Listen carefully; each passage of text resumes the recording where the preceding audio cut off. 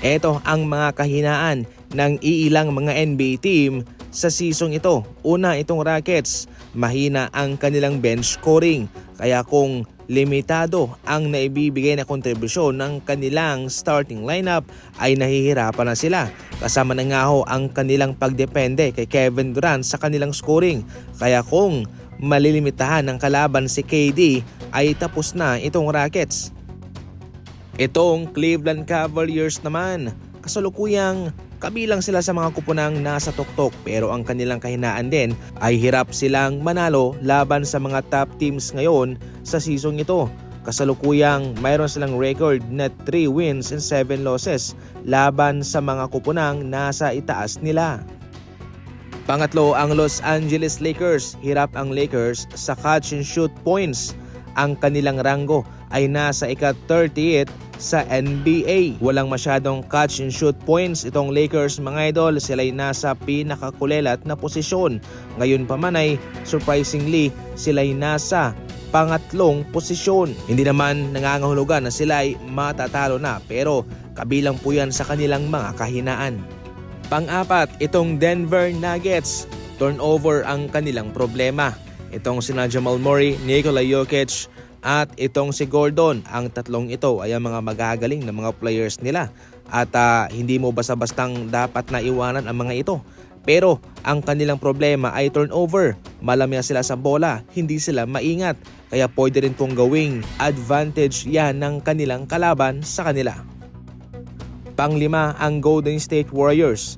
Sa totoo lang malakas ang team na ito. Pero ang kanilang problema nga lang ay maraming na-injured sa kanila. Especially si Jimmy Butler, Stephen Curry. Maraming mga reserbang nasaktan. Higit pa dyan ay napaka-inconsistent ng kanilang scoring.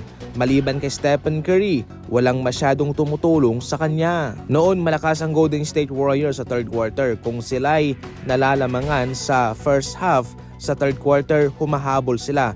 Pero ngayon, kabilang yon sa kanilang mga kahinaan. Mayroon silang poor scoring sa third. Ang sumunod ang Pistons, mahina sila sa 3-point shooting. Kasalukuyang nasa ika-29 na ranking itong Detroit Pistons patungkol dyan. Gayon pa man ay hindi po yan humadlang sa kanila para pangunahan ang kanilang conference. Gayon pa man, dapat na kanilang i-improve ang kanilang shooting sapagkat kung sila'y nasa looban lang, mahirap yan. Talagang masya-shutdown sila sa playoff. Panghuli, itong Spurs, wala silang experience despite na sumusunod sila ngayon sa OKC Thunder at mayroong potensyal ang kanilang kupunan. Pero marami pang dapat na matutunan ang kanilang kupunan.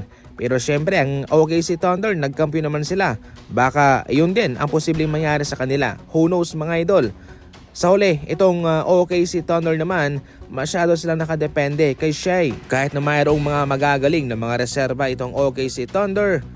Pero kung mapipigilan mo lang itong si Shai sa kanyang scoring, kung ito'y malilimitahan mo, malaking bagay na yan para mapilay mo ang scoring ng OKC Thunder. For more NBA updates, tumuto ka lang. Maraming salamat sa panunod.